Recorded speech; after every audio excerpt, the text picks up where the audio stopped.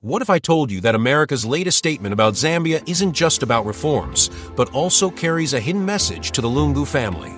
Ambassador Gonzales openly declared that the United States will back President Hakainde Hichilema's reform agenda. But here's the twist. Many believe his words were not only about governance, but also a subtle warning directed at the Lungu family. Why is the U.S. suddenly showing strong support for HH? And what does this mean for the legacy and the future of Edgar Lungu's family? Stay with us, because what you're about to hear could reshape Zambia's political battle. The United States has just made a bold statement, full support for President Hakainde Hichilema's reform agenda in Zambia. But behind Ambassador Gonzales' speech, analysts believe there was also a hidden message to the Lungu family. In this documentary-style breakdown, we uncover why the U.S. is backing HH so strongly, what the ambassador's words really mean for Zambia's politics, how the Lungu family could be directly impacted, the bigger power struggle shaping Zambia's future. This isn't just about reforms. It's about power, legacy, and survival. The whisper in the embassy, it began not with a headline, not with a press conference, but with a whisper inside the quiet halls of the American embassy in Lusaka. A single meeting behind closed doors set the stage for what many now call a turning point in Zambia's political story. The U.S. ambassador had invited key Zambian officials for what seemed like a routine diplomatic exchange. But according to insiders, the tone was different. The ambassador's words carried weight, not just about reform, not just about governance, but about who holds the future of Zambia. To the ordinary citizen, his remarks sounded like support for President Hakainde Hichilema's reform agenda, fighting corruption, strengthening democracy, and stabilizing the economy. But to those listening closely, especially the Lungu family, the message was sharper. Hidden between the lines was a warning. The era of impunity was over. Observers noted the careful phrasing.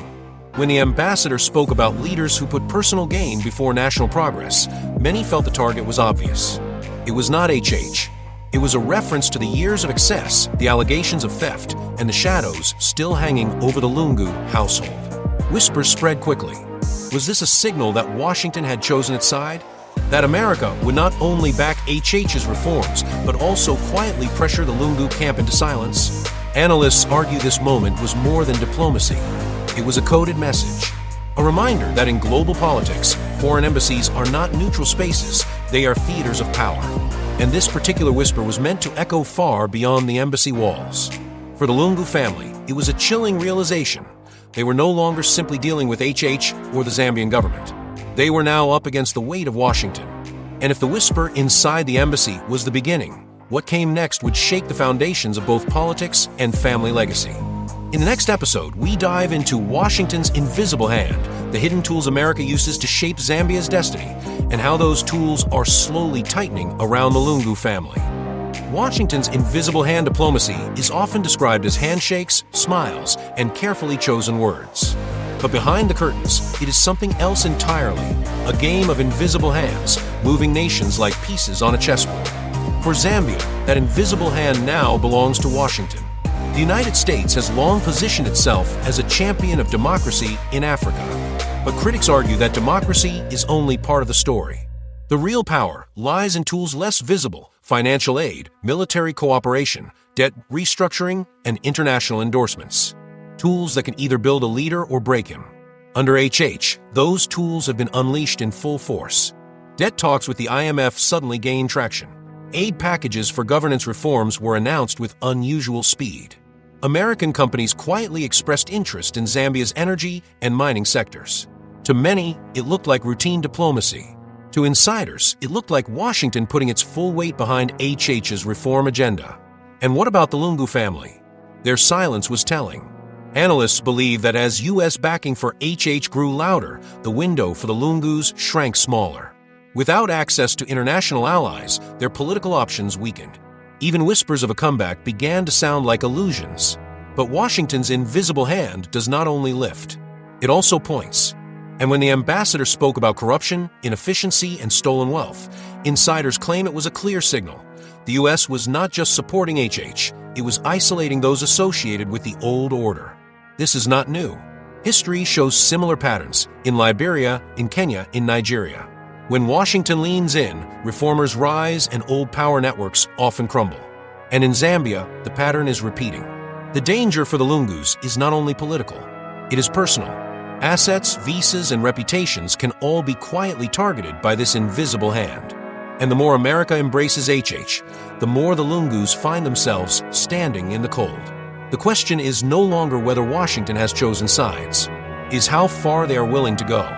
In the next episode, we decode the message itself, the message between the lines, and uncover how a single speech carried warnings that shook the Lungu family to its core. The message between the lines on the surface, it was just another diplomatic speech, polite, rehearsed, full of the usual phrases about partnership and progress. But in politics, words are never just words. And for those who listen closely, the U.S. ambassador's address carried a hidden weight. Observers noted the subtle pauses, the deliberate phrasing. When he spoke of leaders who must put the people above personal gain, the room grew still. To the casual ear, it sounded like encouragement for HH. But to insiders, it was a dagger aimed elsewhere. Analysts quickly pointed out the timing. HH's government had just tightened investigations into corruption, and several former officials linked to Edgar Lungu's network were under scrutiny. By praising reform and condemning selfish leadership, the ambassador was seen as adding Washington's approval stamp, and indirectly, its disapproval of the old order. But there was more. A single line stood out: those who resist change will find themselves on the wrong side of history. For supporters of HH, it was a rallying cry. For the Lungu family, it was a chilling reminder that their legacy was under international judgment. Diplomatic language is designed to be slippery, vague enough to deny, sharp enough to cut. And this speech was a perfect example. Not once was the Lungu family named. Yet within hours, headlines and social media buzzed with speculation. Was the U.S. warning the Lungus? The message between the lines was clear. Washington was aligning itself with HH's reforms. And anyone standing in the way, whether in politics, business, or family ties, was being quietly marked. For the Lungu camp, the danger was not just what was said, but how it was heard. In politics, perception often matters more than truth. And perception was now turning against them. But this was only one part of the story. Because words can set the stage, but money and power decide the outcome. In the next episode, we follow the trail of resources in dollars, debt, and power, and reveal how the financial lifeline from Washington is reshaping Zambia's future, while cornering the Lungus even further. Dollars, debt, and power, every empire has its currency of control. For Washington, that currency is money, not in the form of briefcases full of cash, but in loans, aid packages, and international agreements that quietly bind nations together. For Zambia, the turning point came with debt. Years of borrowing under the Lungu government left the country drowning. Hospitals struggled, fuel prices spiked, and creditors circled like vultures. By the time HH took office, Zambia had become the first African country to default during the pandemic. Enter the United States. With its influence at the IMF and World Bank, Washington stepped in to back Zambia's restructuring. Overnight, the language shifted. HH was painted as the reformer who could save the economy. Deals were struck. Deadlines were extended. Suddenly, the impossible seemed achievable. But there was a hidden cost. The more HH relied on Washington support, the more Zambia's economic survival became tied to American goodwill. Aid programs were announced, investment opportunities dangled, promises of stability repeated. It all sounded like partnership, but to critics, it looked like dependence. And where did this leave the Lungu family? Cornered. For years, their power rested on networks of wealth and access. But with Washington now backing HH, those channels began to dry up. International business partners hesitated. Alleged hidden assets came under scrutiny. Even whispers of sanctions began to circulate. Analysts argue that Washington's strategy is deliberate. By strengthening HH through economic tools, they weaken his rivals without ever naming them. It is a quiet war, fought not with soldiers, but with contracts and currency. One observer described it perfectly. In Africa, the battlefield is the economy. If you control the debt, you control the future. And as Zambia's debt relief moved forward, the message to the Lungu family grew clearer. The days of easy wealth and unchecked power were over. But money is only one form of pressure. Silence can be just as powerful. In the next episode, we uncover the silent audience, why the Lungu family has chosen not to answer the ambassador's words, and what their silence is really hiding. The silent audience silence can be louder than words. And in Zambia's political theater, the Lungu family's silence after the U.S. ambassador's remarks has become its own form of statement. The ambassador had spoken carefully, praising HH's reforms while stressing unity and accountability. To many, these words were a diplomatic way of saying, the past cannot be erased and justice must still be served. Yet the Lungu family, once outspoken, once quick to rally their supporters, said nothing. No press conference, no social media rebuttal, no fiery speeches, just silence. Why? Some say it's strategy. By remaining quiet, the family avoids escalating tensions with Washington. They hope that by not responding, the spotlight will fade and their name will disappear from headlines. Others believe the silence is a sign of weakness. With investigations hanging over their heads, with allies defecting to HH's camp, and with regional support dwindling, the Lungus simply have no ground to fight from. To speak now would be to expose their vulnerabilities. But perhaps the most unsettling interpretation is this: their silence may not be choice, but necessity. Sources whisper of private warnings delivered through back channels, messages urging the family to remain quiet if they want to avoid further scrutiny. If true, then silence is not merely absence of words, but the result of fear. Meanwhile, ordinary Zambians watch closely. In the compounds, in the markets, in the churches, the question spreads: why are the Lungus so quiet? And the longer the silence lasts, the more it feels like an admission. A political commentator summed up chillingly, when the powerful stop speaking, it means someone even more powerful has told them not to. But silence rarely lasts forever. Eventually, the need to defend reputation, to reclaim lost influence, or simply to survive will break it. The question is, when the Lungus finally speak, will it be a whisper or a roar? In the next episode, we turn to the hidden battlefield, Diplomats and Puppeteers, how foreign envoys shape Zambia's destiny behind closed doors. Diplomats and puppeteers in public, diplomacy looks like handshakes, photo ops, and carefully worded speeches. But behind closed doors is something else entirely, a game of influence played by masters who rarely show their hands. For decades, Zambia has been caught in the middle of competing powers. China built roads, airports, and dams. Russia whispered promises of military support. The European Union spoke of partnerships. But it was the United States that always seemed to work most quietly, pulling strings from shadows. And today, under HH's leadership, those strings are visible once again. American diplomats have positioned themselves not just as allies, but as guides, advising on debt restructuring, energy reforms, even mining policy. To the public, it looks like cooperation. To skeptics, it looks like control. But the game doesn't end there. Foreign diplomats don't just engage with governments. They cultivate relationships with opposition figures, with business elites, with the press.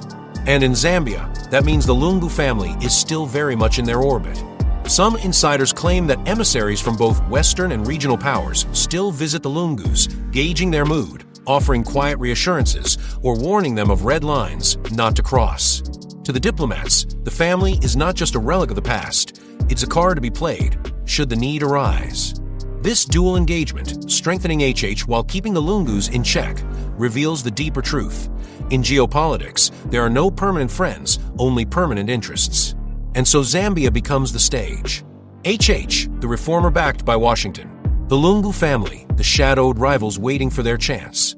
And the diplomats, the unseen puppeteers, pulling the threads of both. One analyst put starkly, diplomacy in Africa isn't about who holds power today. It's about keeping every option alive for tomorrow.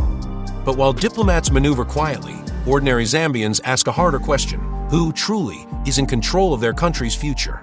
In the next episode, we uncover whispers of betrayal, the secrets, leaks, and alleged double dealings that threaten to shatter Zambia's fragile balance. Whispers of betrayal in politics, betrayal rarely arrives with a shout. It comes quietly, through a leak, a secret meeting, or a single conversation whispered in the wrong ear. For Zambia, betrayal is now the word on everyone's lips. It began with rumors of private recordings. Alleged conversations where key political figures, some loyal to HH, others still tied to the Lungus, spoke words that contradicted their public positions. Promises of loyalty in front of cameras, but behind closed doors, hints of deals with the other side. Then came the leaks. Documents surfaced, suggesting that sensitive government discussions had found their way to opposition hands. Some blamed disgruntled insiders. Others pointed fingers at foreign embassies, quietly playing both camps. Each accusation deepened the mistrust. At the center of these whispers lies a dangerous idea, that betrayal is not just possible, but inevitable. For HH, this means watching his closest allies with suspicion. For the Lungu family, it means wondering which of their remaining supporters has already shifted allegiances. And betrayal, once it takes root, spreads like wildfire.